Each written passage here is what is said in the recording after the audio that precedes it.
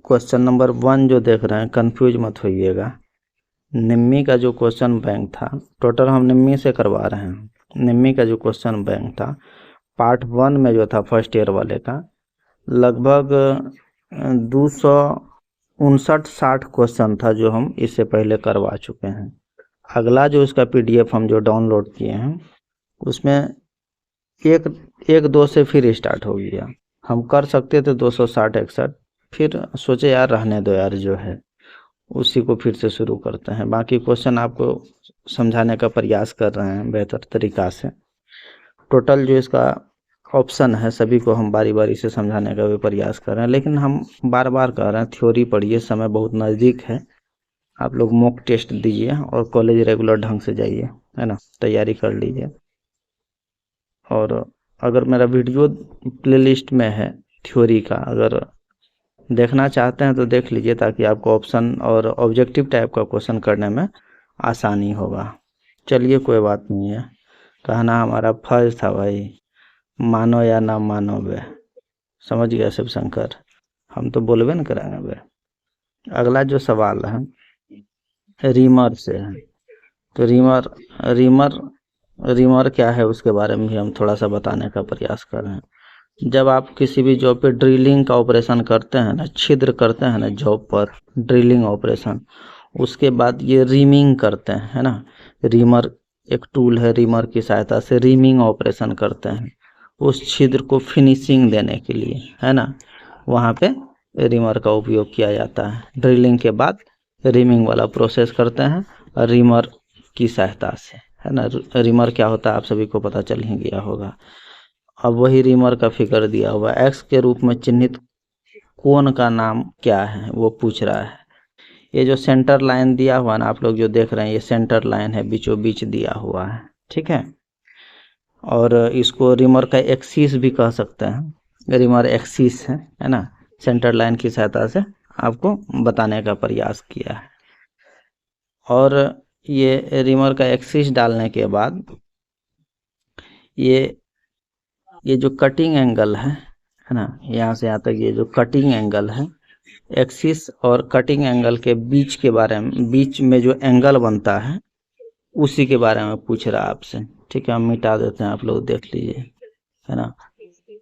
Cutting edge और axis के बीच में देख रहे हैं ना, ये एरो बना हुआ है, ये वाला भी एरो बना हुआ है। इसके बीच में जो एंगल पूछ रहा है उसके बारे में, जो बन रहा है एंगल एक्स के रूप में, उसी का नाम पूछ रहा है आपसे, ठीक है ना। इसका राइट आंसर हो जाएगा सी नंबर का, ठीक है। हेलिक्स एंगल बोलते हैं इसको, है ना। एक्सिस और कटिंग एज के बीच में जो एंगल बन रहा है उसको कहते हैं हेलिक्स एंगल, याद रखिएगा आप लोग, है ना। अगला सवाल पे चलते हैं। ड्रिल किए गए छेद को फिनिश करने की प्रक्रिया का क्या नाम है। अभी तुरंत आप लोगों को पीछे बताए हुए हैं। छेद करने के बाद ड्रिल किया हुआ मतलब छेद किया हुआ, अगर कोई भी जॉब पे छिद्र करते हैं उसको फिनिशिंग करने की प्रक्रिया का नाम क्या है। अभी तुरंत बताएं, रीमिंग प्रोसेस है ना, रीमिंग करते हैं, ठीक है। इसका राइट आंसर हो जाएगा ए।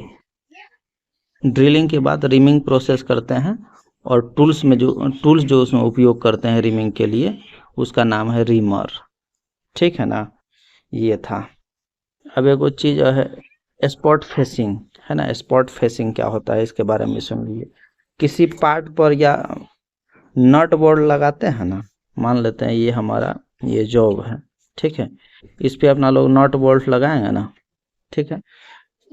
कोई भी चीज़ नट बोल्टे समझिए ना, उस छिद्र में, यहाँ छिद्र है उसमें नट बोल्ट लगाइएगा ना, इसके आसपास जो है ना फिनिश करिएगा ना, क्या कहते हैं आप, फाइलिंग कर दीजिएगा, थोड़ा सा फिनिश कर दीजिएगा आसपास, है ना, जहाँ पे छिद्र है, ताकि नट बोल्ट आसानी से घुसे उसमें, किसी प्रकार का, है ना, दुविधा नहीं हो, वाशर सही ढंग से बैठ जाए इस पर, उसी छिद्र पर, ताकि नट बोल्ट टाइट रहे, है ना।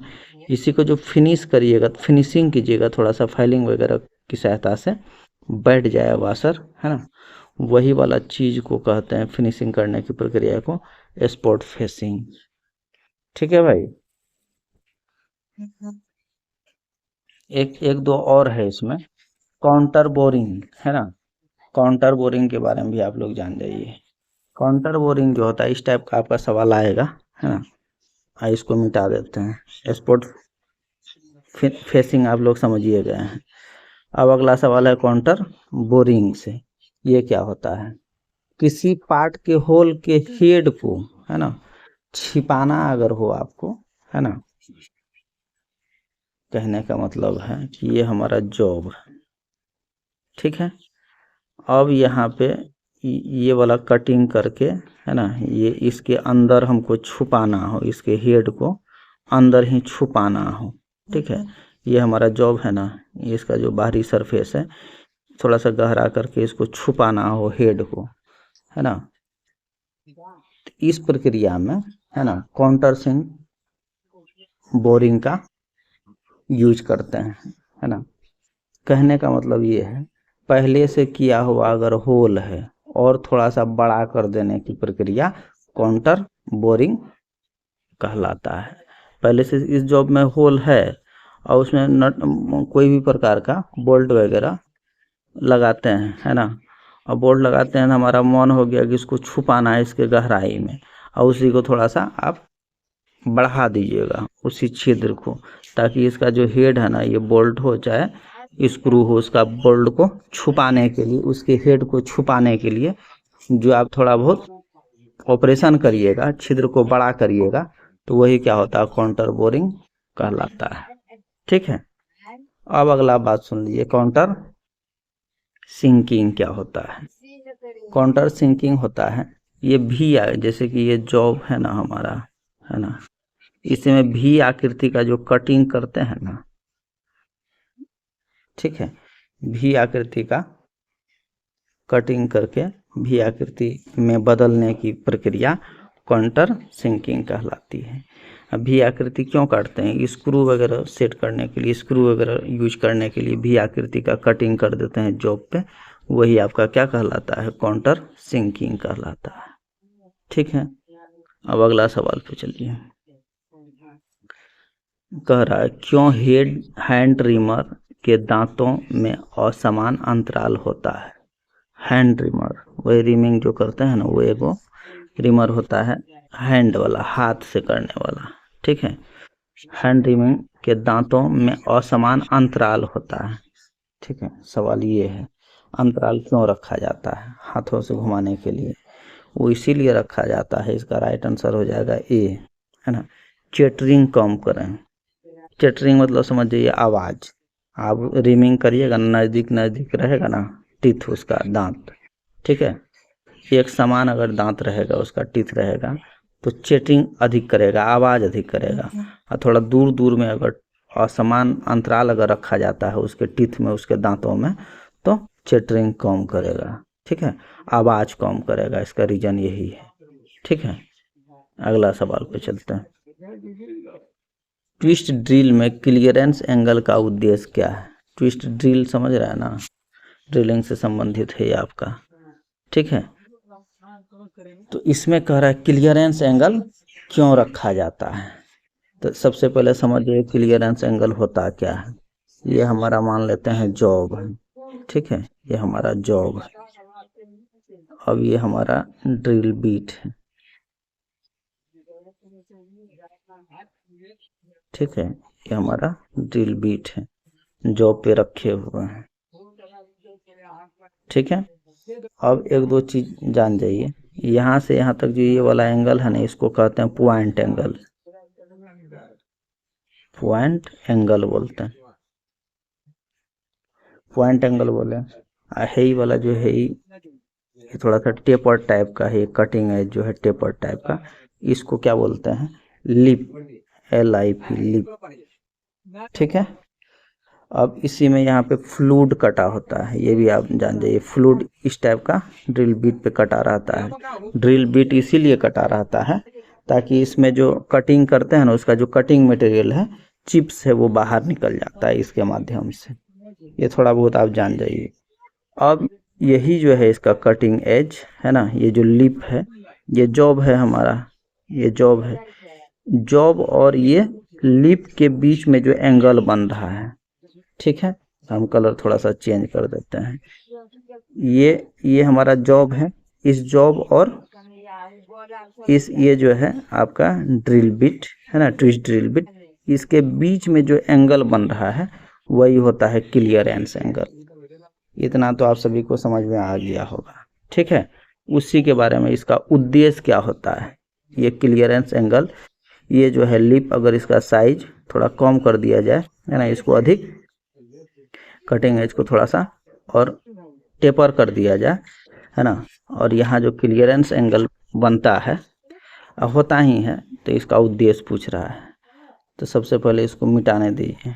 इसका जो उद्देश्य होता है ना, इसका राइट आंसर हो जाएगा आपका डी नंबर, ठीक है। ड्रिल के किनारे के घर्षण को रोकें। तो ड्रिल अगर करते हैं ना, ड्रिल करेंगे यहाँ पे, अब यहाँ ड्रिल इसका जो यहाँ पे किनारा है, अगर क्लियरेंस अधिक नहीं रखेंगे, सही क्लियरेंस नहीं रखेंगे, ये झुकेगा और इस किनारे से क्या होगा, जॉब टकराएगा और घर्षण होगा तो टूट फूट हो सकता है, हीट हो जाएगा, समस्या हो जाएगा, कोई दुर्घटना हो जाएगा, ठीक है। इसीलिए क्लियरेंस एंगल अपना लोग रखते हैं, ठीक है, ड्रिल बिट और जॉब के बीच में। इसका राइट आंसर हो जाएगा डी। अब यहाँ सवाल है, रिवेटिंग के लिए काउंटर सिंकिंग का कोण क्या है। काउंटर सिंकिंग का कोण क्या है, ठीक है, रिवेटिंग के लिए काउंटर सिंकिंग का कोण क्या है, एंगल क्या है, ये आपसे पूछ रहा है। इसका राइट आंसर हो जाएगा ए 75 डिग्री, ठीक है ना। रिवेटिंग के लिए काउंटर सिंकिंग का एंगल होता है 75 डिग्री, ठीक है। अब एक वो चीज़ और जान जाइए, सेल्फ थ्रेड काटने वाले स्क्रू का जो एंगल होता है 80 डिग्री होता है, ये याद रखिएगा। आप सुन लीजिए, सेल्फ थ्रेड काटने वाले स्क्रू का जो एंगल होता है 80 डिग्री होता है। काउंटर सिंक हेड स्क्रू का एंगल जो होता है 90 डिग्री होता है। हो सकता है आगे आपको इस प्रकार का सवाल पूछ ले, ये 90 डिग्री कौन चीज़ का होता है, काउंटर सिंक हेड स्क्रू का एंगल, ठीक है। होल के लिए चेम्फरिंग के लिए, होल की चेम्फरिंग के लिए, कोई भी होल है ना, उसका चेम्फरिंग करते हैं ना, उसके लिए एंगल जो अपना लोग रखते हैं 120 डिग्री, ठीक है। अगला सवाल पे चलिए। ड्रिल करते समय ड्रिल के ओवरहीट होने का कारण पूछ रहा है। ड्रिलिंग ऑपरेशन करते हैं ना कोई भी जॉब पे, ये हमारा ड्रिल बिट है ना, ये लिप है, अभी जस्ट बताए हुए थे आप लोगों को। वही कह रहा है ड्रिलिंग करते समय ड्रिल बिट की ओवरहीट होने का कारण क्या, ये ड्रिल बिट ओवरहीट क्यों हो जाता है, उसके बारे में पूछ रहा है सवाल आपसे। इसका जो राइट आंसर हो जाएगा है ना, 6 नंबर का सी नंबर हो जाएगा। क्यों होगा हम बताते हैं, क्लियरेंस एंगल सही नहीं है। अभी जस्ट आप लोगों को बताए हुए थे, अगर ये हमारा क्लियरेंस एंगल, ये जॉब है, हमारा जॉब है, ये हमारा ड्रिल बीट, ठीक है ना, ये हमारा एंगल जो होता है यही होता है क्लियरेंस एंगल। क्या ये जो है अपना है क्लियरेंस एंगल। अगर ये एंगल सही अगर नहीं होगा, अगर ये हमारा जो है लिप ये और अगर झुकल रहेगा, जॉब में झुका रहेगा, एक साइड झुका रहे या दूसरे साइड झुका रहे, तब क्या होगा, ये दोनों घर्षण एक दूसरे में पैदा करेगा, तो क्या होगा, ओवरहीट हो जाएगा। ओवरहीट हो जाएगा, ड्रिल बिट टूट जाएगा, दुर्घटना हो सकता है। इसलिए इसका राइट आंसर हो जाएगा सी नंबर का, क्लियरेंस एंगल सही नहीं है। इसके कारण क्या हो जाएगा, आपका ओवरहीटिंग वाला समस्या हो जाएगा ड्रिल बिट पे। दी गई गहराई के लिए छिद्र को बड़ा करने के लिए ऑपरेशन का नाम क्या है। कोई छिद्र आपका दिया हुआ, ठीक है, उसको बड़ा करने वाला जो प्रोसेस है ना, अभी जस्ट अगले वीडियो में इसी वीडियो में पिछले क्वेश्चन में आप लोगों को करवाए हुए थे, है ना। कोई गहराई अपने पास दिया हुआ है, ठीक है, और उसी छिद्र को बड़ा करने का जो प्रोसेस है, अभी तुरंत आपको बताए हुए थे हम, उसको कहते हैं काउंटर बोरिंग, है ना। अभी तुरंत बताए हुए थे, आप देख लीजिए पिछला वीडियो में सभी ऑप्शन को हम बताए हुए थे। तो 7 नंबर का राइट आंसर हो जाएगा सी नंबर। ठीक है, कोई हॉल पहले से किया हुआ उसको थोड़ा सा बढ़ाने का प्रक्रिया आपको क्या कहलाता है? Counter boring. अगला सवाल पे चलते हैं। यदि ड्रिल का क्लियरेंस कोण अधिक हो तो क्या होगा? ठीक है, अगर ड्रिल बिट का क्लियरेंस एंगल अधिक हो जाएगा तो अब क्या होगा? कहने का मतलब ये है हमारा जॉब। ठीक है, ये है हमारा ड्रिल बिट, इसका क्लियरेंस एंगल अगर अधिक हो जाए तो इसका मतलब ये और टेपर में हो जाएगा, ये पतला हो जाएगा, होगा ना। तब भी ना इस वाले भाग को, लिप वाला भाग को शॉर्ट करिएगा, पतला करिएगा, तब भी ना क्लियरेंस एंगल अधिक हो जाएगा। तो इसी के बारे में आपसे पूछ रहा है। इसका राइट आंसर हो जाएगा सी, कटिंग एज कमजोर हो जाएगा। ये जो कटिंग एज है ये कमजोर हो जाएगा इसका, है ना। अधिक क्लियरेंस एंगल अगर आप दे देते हैं ड्रिल बिट में तो ये जो है कटिंग एज इसका कमजोर हो जाएगा। अगला सवाल पे चलिए। यदि ड्रिलिंग के दौरान स्पिंडल केंद्र से बाहर चल रहा हो तो क्या होगा? जैसे हमारा ये जॉब है, यहाँ हमारा ड्रिल करना है, ये हमारा सेंटर है। ठीक है, अब ड्रिलिंग यहाँ करना है, अब करने लगे यहाँ है ही कॉर्नर वाप है, करने लगे है ही कॉर्नर वाप है, तो अब क्या होगा इसी के बारे में पूछ रहा है। तो भैया सीधी सी बात है, अधिक आकार का छेद नहीं बन जाएगा। ये बनाना है, यहाँ करना शुरू कर दिए यहाँ ड्रिलिंग, तो आपको इसको फिनिश करते करते करते क्या हो जाएगा, कोई भी छेद अधिक आकार का बन जाएगा।